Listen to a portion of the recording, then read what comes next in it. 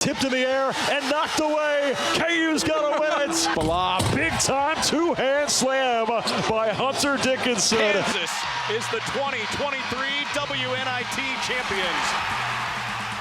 This is the Jayhawker Podcast, presented by the University of Kansas Health System. Well, hello. Welcome to the Jayhawker Podcast, brought to you by the University of Kansas Health System and Black & Veatch. I am Greg Gurley, along with Wayne Simeon, who just witnessed another one of his brothers going up in the rafters this past weekend.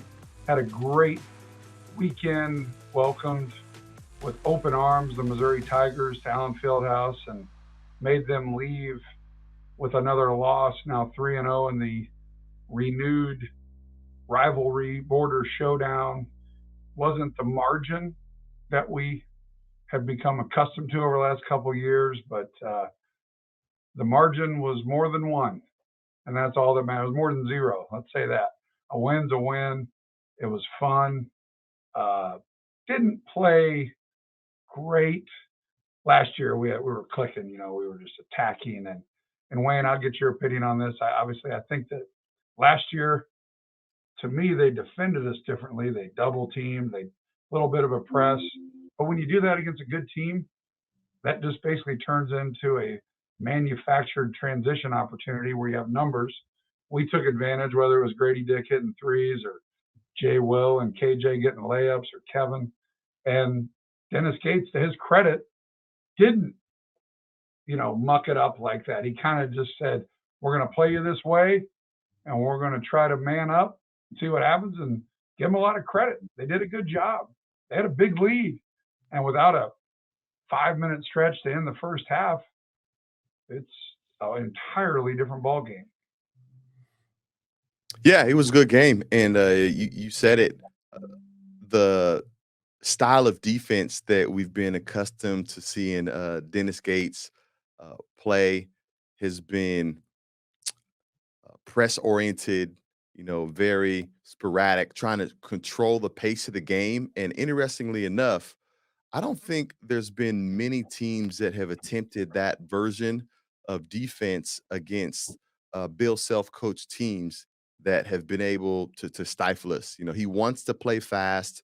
We usually have multiple guards that are accustomed to handling pressure, handling traps, handling the basketball, guys able to knock down shots. And so, like you said, to his credit, seems like he made the adjustment and says, hey, we want to try to make these guys play in the half court. We're going to see if they can make shots. We're going to dare them to make shots. We're going to force DeJuan and KJ to beat us and not let Hunter just catch it deep in the post and do anything that he wants. And so I think it kind of jarred the Jayhawks in that the early portion of that first half, but then it seems like they certainly got their bearings. And it was strange because, we missed a ton of bunnies. And even though we were down 14, you still never really felt quite like the game was out of reach. You never really felt like it was too far off for a quick burst, multiple stops, and a nice run. And then ultimately that is what happened, which, you mentioned that the last several games in which we've played the Tigers, it's been, big time blowouts. This one, even though it wasn't maybe as appealing to watch because there weren't as many, big plays or the margin wasn't great, it was still somewhat satisfying, actually very much satisfying to almost like allow them to feel like they had an opportunity to win, and then you just kind of snatch it right back from them. No, that's exactly what happened. And it reminded me a little bit of the Miami game, the Elite Eight game 2 years ago when they were making shots. We were playing pretty good defense. They were just making shots. We weren't. We knew a run was coming. I wasn't nervous. Down. I think their biggest lead was 9, maybe more, but it didn't bother me. And then we went on I think it was a 20-2 run to finish, and then kind of sluggish back in the second half, which Brian and I talk so much about how you finish a half and how you start a half. We didn't start the game very well, but we finished the half great. Then we didn't start the second half very well, and that's why you end up with a 9-point game. We're kind of mad at ourselves that we only beat them by 9, but that's because the previous 2 years, I think our average margin was 27 or 25, whatever it was. It's crazy. The rivalry numbers, the all-time series is crazy. It's now 176 to 95. We were talking in the locker room after the game and like, is that really a rivalry? The answer is yes. The answer is yes. But when you look at K-State and Kansas, it is the highest number of wins against a common opponent with the most amount of games than anybody in all of college basketball. And then you look at Kansas, Missouri, it's close. I mean, it's not 100-game difference, but if we play them twice a year, do the math, they'd have to sweep us for 40 years to get to 500. That just think about that. And so obviously they're on an uptick.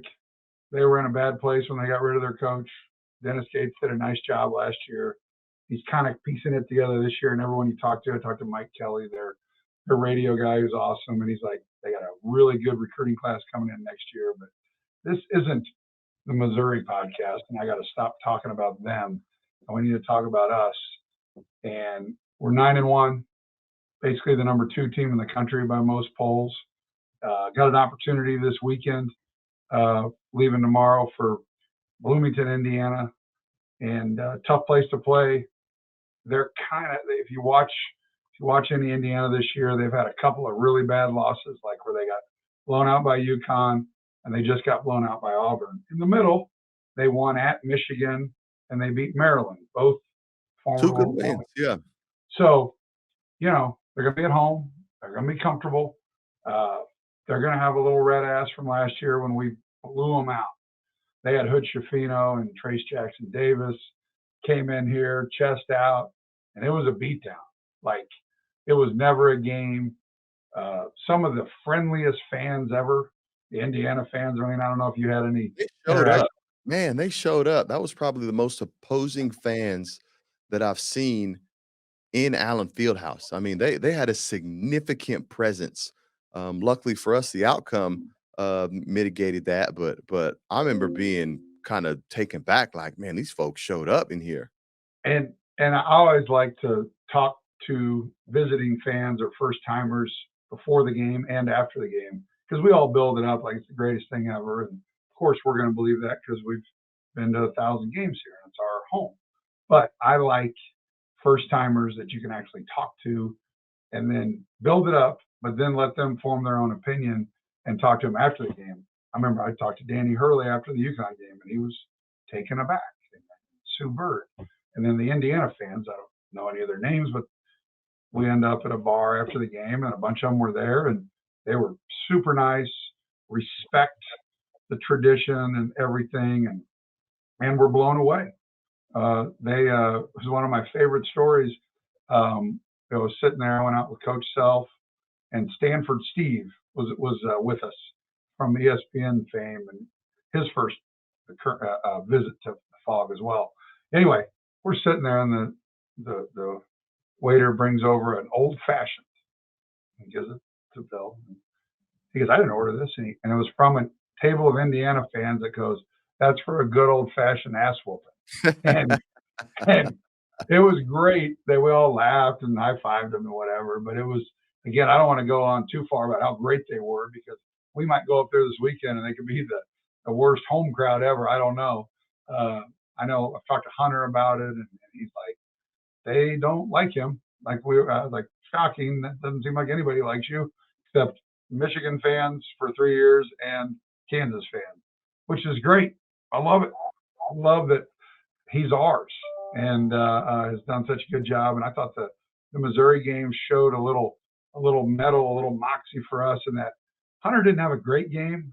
Still had a double-double. I think he was like 16 and 15. Should have that in front of me. But he didn't dominate the game, but he was great on the glass. Other guys stepped up, and that's the sign of a really good team, is when your stud has a decent game, not great, but you beat a good opponent like Missouri.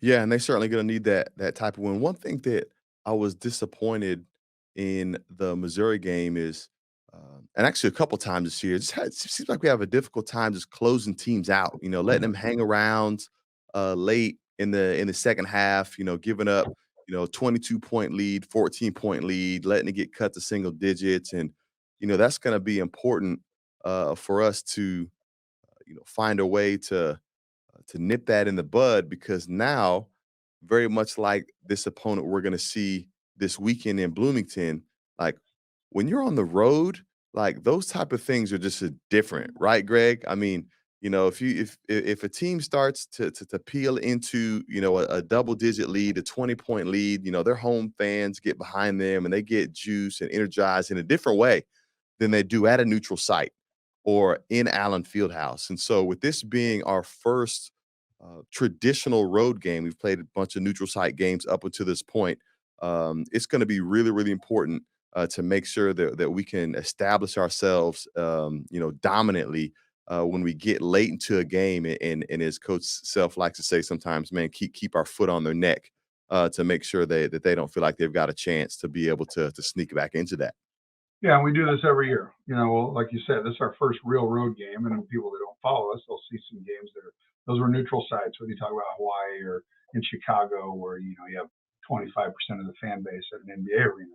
And Sean Lester, and before Sean, Larry Keating would always schedule, per Bill's request, like, I want a good road game before Christmas to get us ready for the stretch of the Big 12 and the grind. And in years past, we played at Arizona State, we played at Temple. I mean, I can run through them all, and we've had success and we've had losses, and it's good for the maturation process of especially on a team full of newcomers.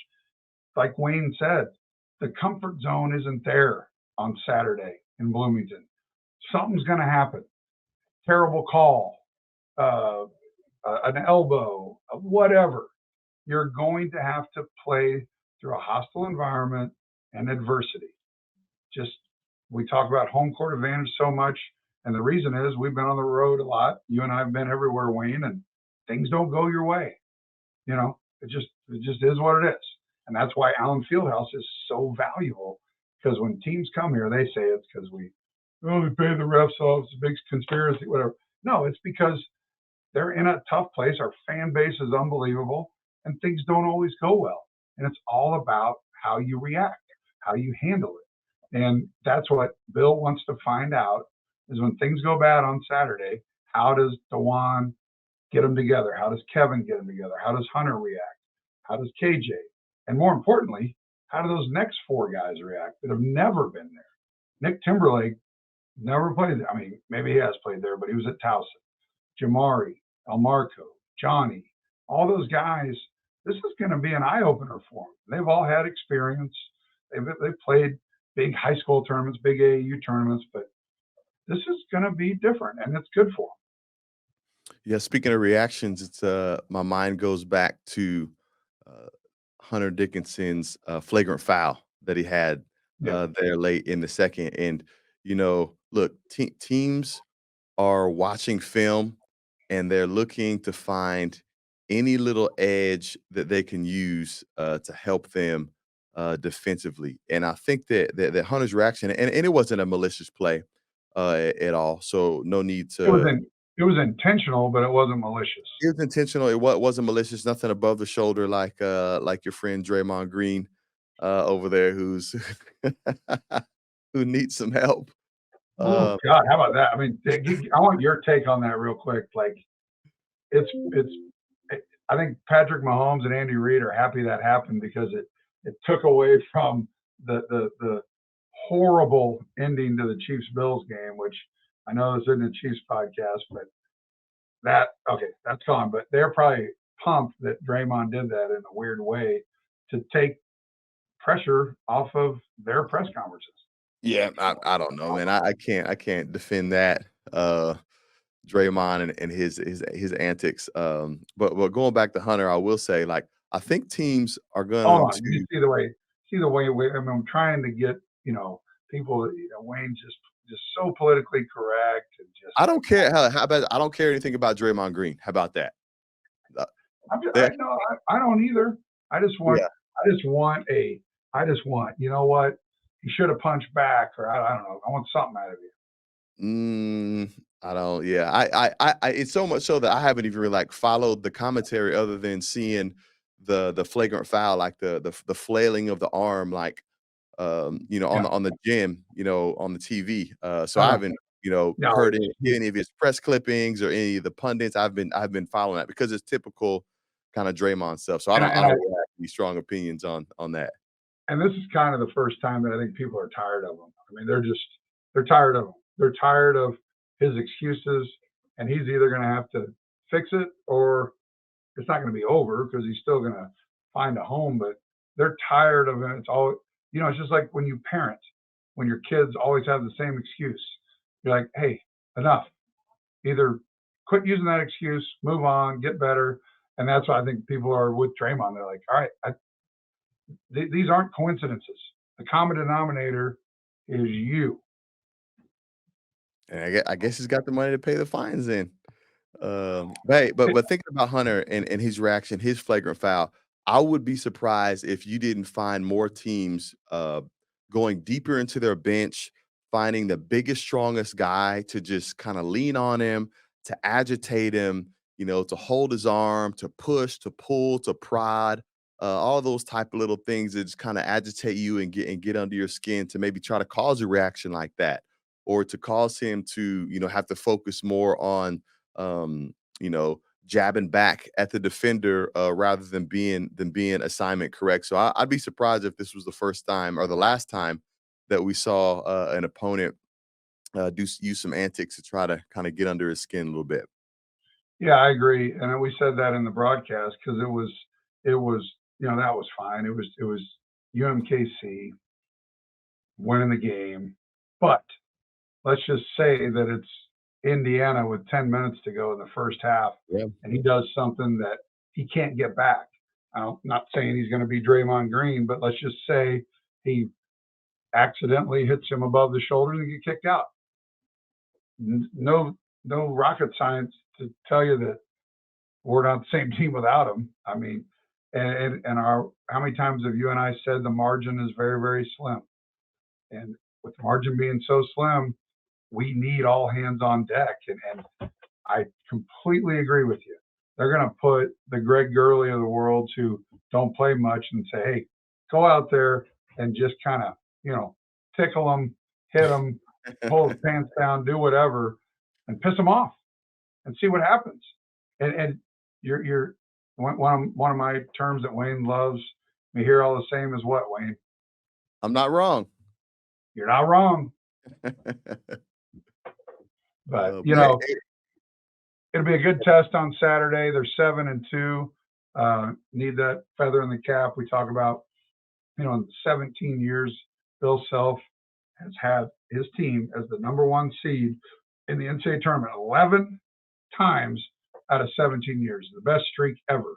Coach K was 10 times over 18 once, but that's it. So all signs at 9-1 point to a win like this, and then a Yale and a Wichita State win put you at 12-1 in the non-conference, with your lone loss being against a Final Four contending team in Marquette.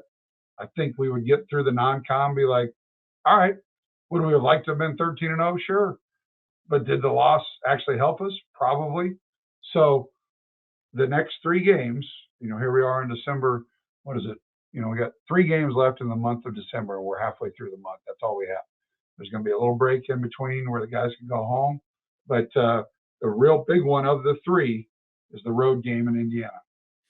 Yeah, and it is interesting. You mentioned the upcoming break, but in a way, the guys are kind of in a unique break now, so to speak, with it being finals week and no midweek game, which I actually really like because for me, and I'd be interested to hear from you, it actually allows the Missouri game to linger a little bit longer, and you get a chance to kind of enjoy it a little bit more. You get a chance to walk differently around the Kansas City area a little bit longer because we don't have that quick Tuesday game right after it, and moving on real quick. But practice been dialed down a little bit. Guys have been finishing up their finals. Campus is starting to get quiet. practice routines kind of changing, but then of course it's building up into this big time matchup. Which, you know, when you throw the name blue blood out there, I think historically in the past, Indiana might have been considered in that category. I'm not so much sure about that right now. I mean, in my book, man, like, ooh, UConn. I think UConn has kind of flipped it and entered themselves into that category. But it's going to be a big game nonetheless in Bloomington. Yeah, if there are the blue bloods like we always talk about, Carolina, Duke, Kansas, Kentucky, and if there's a fifth, would it be Indiana or UConn? I tend to agree with you that it's probably UConn. I mean, Yeah, most recently for sure. I think you could throw UCLA in there. Historically, it's been a while for them. historically, I think yeah, I think historically it'd be UCLA for sure. But and I would say UCLA has had more recent success than Indiana in years past, for sure. well, think about they went to three straight Final Fours, never won it back in what was that, like 07 to 09 or whatever with oh boy, what was his name? He went on to go to Mississippi State. Shoot, Ben Howland. He took, think about that, three straight Final Fours. They were kind of the Buffalo Bills of college basketball there Got for the a little bit. Buffalo Bills on the other side. I know everything goes back to Buffalo, right? But the last little bit on Kansas basketball, big game this weekend. Yale on the 22nd. You got a break, but you mentioned finals week, and it's been a little different part of a week. We went into practice yesterday. They probably went for an hour. Today they went for a little bit, and but once finals are over, then you become a professional basketball player. You don't have any academics. You got no responsibilities other than basketball. And you can go do individual workouts. You can go shoot 1,000 free throws. This is and Christmas break's going to be long this year. What was today? The 16th? Or no, excuse me, the 14th. And it's, they're done tomorrow. And then this is when Bill gets his playbook in there. And the playbook to me is going to be so important because, as we've said, we don't have those break you down off the dribble guys that can just Paul Pierce it or Ochai Abaji just create. It's not a knock on our guys. It's just Kevin's going to do that, but he's not that gifted of an offensive player. He's getting better. Hunter, you got to kind of set him up, get him in the post. DeJuan's going to be a defer. KJ is kind of turned into one of our better passers, but he's not going to break you down with the dribble. So my point being, that playbook, the X's and O's, has to get more and more solidified, and we have to run our stuff in order to put guys in a position to score. So that's why Christmas break is so important, because you can really dig in and get guys where you want them. And obviously Bill's the best at picking teams apart through schemes. Yeah, you had that first portion of the non-con to kind of find out, who you're becoming, not maybe who you fully are quite yet, but who you're becoming, how you can score best, what your deficiencies are, and then get a chance to kind of fine-tune some of those things over the Christmas break before going into the regular conference season. And this is one of the things that he does best. And hopefully we have some opportunities where we can continue to build guys' confidence, kind of build their trust as they're moving into that. But, it's crazy thinking about what's waiting for us in the Big 12. I mean, okay, we all, like, historically, we know, hey, gauntlet, we know that. But like it feels like even more so now. I mean, we're the number 2 team in the country, but we don't even have the top net in our conference. I mean, Houston, Baylor, BYU, Oklahoma, like, all have a higher net than we do. And it's like, we're getting ready to walk into that. Yeah, we need to fine tune some things before we get ready to head into that over the Christmas break. That's for sure. You mentioned Oklahoma. I did not see that coming. It's harder as a broadcaster and a follower of college basketball to really look at what they were last year, go through the offseason and try to figure out what they're going to be the next season, because there's just so many parts that are coming and going. Yeah, true. And I watched Oklahoma the other day, and I couldn't really name a lot of the guys, but they're good. They're a top 10 team, and I did not see that coming. You knew Baylor, you knew Texas. You always know about the ones, who am I forgetting? Houston. Baylor, Texas. We don't know much about West Virginia. I think Iowa State's going to be good. And then you throw into the mix, your Cincinnati, Central Florida. BYU's a top 25 team. So it's going to be Houston. That's what I'm forgetting. Houston's the third-ranked team in the country, right? So our conference is a gauntlet. Like I said, the next 2 weeks we play 3 games. Then we play on December 30th in Kansas City, and then don't play again until the 6th. We have that whole week of.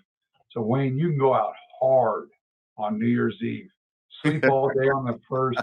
We don't have a game till the 6th at home, so I want you to really enjoy New Year's Eve and get after it. If you want the truth, I actually have a waterfowl hunting trip planned right after that. So like that's how I'm gonna go hard in the paint. Bringing in the new year is letting some steel fly. Boring. I know you get really excited about Boring. that. A water. That's what you come back with a waterfowl trip.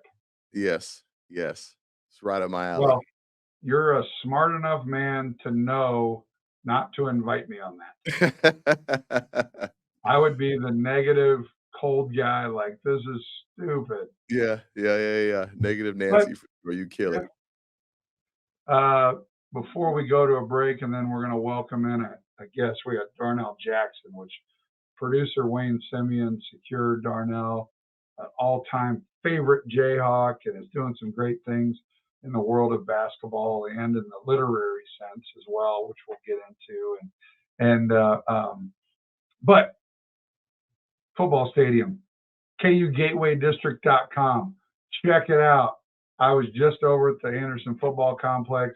I was in Lance's office, and you look out his big windows, and it looks awesome and messy and Progress. KUGatewayDistrict.com. They have a neat camera where you can watch them actually knock stuff down. And the interesting thing about the stadium is it's basically like 3 construction projects that happened over the years. Your first 41 rows are coming down. Then in I think it was 60 something, they put in another 20 some odd rows, and that's coming down. They say that the press box is going to still be standing with no bleachers underneath it. That's the way the process is going to work. So that's going to be actually pretty interesting to see. But these bulldozers are out there knocking stuff down. Dump trucks are just running circles around the neighborhood down on Mississippi and Don Fambro. And you and I have talked about it a lot, that we knew it was going to get worse before it gets better. And right now it's messy. It's don't walk your dog over by the stadium. Just stay away for about 20 months, come back, and it's going to be gorgeous. Progress. Hey, and tip of the hat to, I'm not even sure what that, if there's even a name for that neighborhood over there, but man, bless them folk for allowing all that noise and dust and massive dump trucks running in and out of there, man. It's going to be, years worth for that. And so, man, certainly appreciate the folks living in that neighborhood for putting up with that mess and inconvenience for the sake of for that incredible new stadium they're putting together.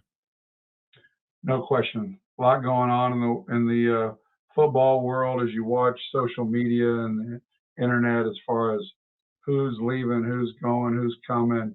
And it's just like we talk about basketball coaches all the time, or really any coaches, that after the year's over, which granted we still have a bowl game to play, but after this is their little window, and you look all over the country, our coaching staff has done an amazing job at retention. Doesn't mean there's not going to be some more defections, I'm telling you that, but if you look at the Big 12 conference, we're kind of down here as far as number of guys leaving. And we got a lot of guys, a lot of eligibility left. We want them back, and our coaches are over there working at keeping them. And they've done a fantastic job, and hopefully they can keep that up, because the nucleus that we have. You know, Wayne and I are heading to Phoenix. We're going to be gone for about 30 hours, leaving early on the 26th, the day of the game, and I can't wait. Great support, sold our allotment. So many people going. We're going to be playing in a baseball stadium, which I'm kind of excited about, be kind of different. But regardless, we're playing a bowl game. I don't care where we play it. Well, I take that back. As long as it wasn't Shreveport, I didn't want to go to Shreveport. and I've never been to Shreveport, but I know that I didn't want to go there. Kind of like when you're like a kid and your mom puts Brussels sprouts. You've never had them, but you know you don't like them. Kind of like that.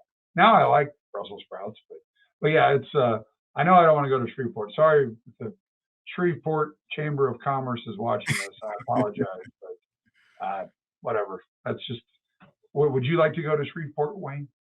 You know what? I don't mind Louisiana. I don't mind Cajun food, but you know how I like Phoenix. You know how much I like the Scottsdale area. Hey, I'm a little curious because when I think about playing in a baseball stadium in my mind goes back to like mid 90s, late 90s when it's Chiefs Raiders, but and they're playing in the same spot where the Oakland A's played, and so you got like Bo Jackson and Marcus Allen like running around on grass, and they break a play, and now they're like running over infields, and then like you kind of remember that when they had the multi like fields on there. I wonder if it's gonna be like a version of that, or if they'll find a way to make it all grass, or I don't know. I'm curious about that. No, it's all grass. I wanted the same thing because you're exactly right. You'd run on grass, then there'd be dirt. And just there were a couple of stadiums I think around like shared stadiums during that time where they had. I think during the 60s there was the cookie cutter. It was Cincinnati. All of them they were multi because it cost so much. I think back in the day they're like, well, let's just play football and baseball in there. And they did it, but that's not the case anymore. So it'll be interesting. I know Jayhawk Nation will show up. So many of our large supporters are going. It's going to be a great opportunity for us to get some FaceTime with them, all the people that are backing the Gateway District, which you and I are working every day on. We got this great preview center over there at the Here apartment complex on the west side of Here, which is right off of Mississippi, and it's fantastic. They did such a great job of putting together the Gateway District, the KUGatewayDistrict.com website, and then they portray. We got kind of a little movie theater over there that shows you all the different options, and when we do open it up, even more so, check it out. Yeah, it was awesome. Yeah, I had a couple in there today, and obviously we're trying to identify some suite holders, but man, Did you close them? Didn't close them yet. Didn't close them. They're existing suite holders, so I think they're trying to see what the new offerings are. Have you watched? The movie Glenn Ross? That is missing me right now. I got no idea who that is. Every big name actor was in it: Al Pacino, Alec Baldwin, Jack Lemmon, Ed Harris.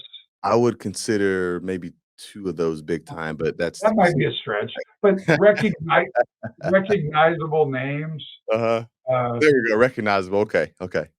Jack Lemmon. I mean, grumpy old man. It's ABC. Do you know what ABC stands for? Always be closing. That's my Alec Baldwin sales motivational tip of the day. Well, why don't we take a little break? This is the Jayhawker Podcast, brought to you by the University of Kansas Health System and Black and Veatch Rock Chop. Back here on the Jayhawker Podcast, slight change of plans, or really actually a pretty massive change of plans. Unable to connect with Darnell Jackson. We're going to get him on another week of the Jayhawker Podcast, brought to you by the University of Kansas Health System and Black and Veatch. I think what we do now, buddy, is just kind of wrap up. I was looking forward to talking to Big Darnell, but again, we'll do that another time. Quick game prediction for Indiana. 73-66, Jayhawks. I'll go 84-60. 68 Jayhawks. And if we get to 84 points, that means we've probably made at least six threes. Yeah. So and we would all take that. We would all take it for sure. But yeah, gonna be a fun atmosphere. It's an early start, 11:30 a.m. Central, 12:30 Eastern, which means Greg will be a happy guy. Greg and Wayne will get home by dinner time. Got my family. Kate's coming in town from Denver to join us, so that'll be nice. As I'm sure Wayne, with his large family and him basically living with all of his family on the same cul-de-sac, which is such a cool thing you got going there. You don't have to. You guys all staying in town, right? It'll be eventful. Yeah, it'll be eventful. Next week, I'm not going to say a guest, but I do want to tease it. It's going to be good. He's one of the, assuming a 98% chance we'll get him, he's one of the polarizing figures of Kansas athletics in the last 2 or 3 years and has got us on the right path. How about that? Is that I'm liking your facial expressions and your hand gestures, and way to not give it away. Do you want to see my grumpy Wayne Simeon Grinch face? Let's see it for the little holiday cheer. Bah humbug. Or whatever. Does he say bah humbug? I don't know. I don't think he does. Yeah. Well, quick segment. We're done. Happy holidays, everyone. Big game this weekend. Let's do it. Let's get to 10-1 and enjoy our holidays. One more game before the break against Yale. Bowl game here in a couple weeks. So a lot going on. Go to kugatewaydistrict.com to check out the progress, learn about premium seating options, anything, how to give back. Anybody at the end of the year, they just had a crazy successful year and want to give some money back. Call Wayne Simeon, call Greg Gurley, call whoever you want. We need it all. It's a big project. Hit us up. We'll buy lunch, right? You name it, wherever you want it, on the plaza, town center, Power Light, the Legends. We'll meet you anywhere. It takes a village. We need it all. kugatewaydistrict.com, Williams Fund. We're not hard to reach. We got 2 phones, iPads, computers, landlines, whatever. Hit us up. Jayhawker Podcast, University of Kansas Health System, Black and Veatch, Rock Chalk. Happy holidays. Out.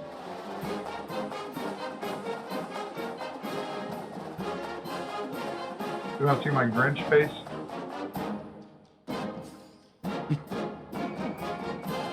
You did that with your kids?